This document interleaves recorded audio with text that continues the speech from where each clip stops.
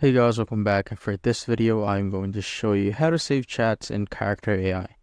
So first, what you want to do is go back to the old website. For you to do that, just click on your profile right here.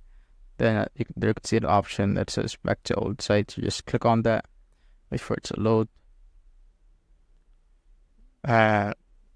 Once you're here, you can now go to any chat. So let's log in first. I'm just gonna log in first. Now that we are logged in, so I'm just gonna wait for it to load. There you go. So I'm just gonna go to any chat right here. And once you're here, just gonna type something just to make the chat longer.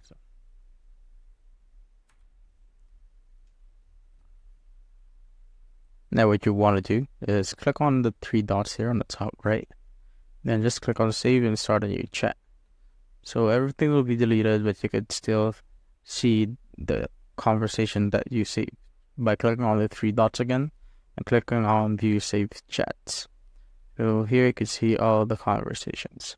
That's basically it, guys. If you have found this video helpful, simply leave a like below or subscribe because it helps reach more people. See you on the next one.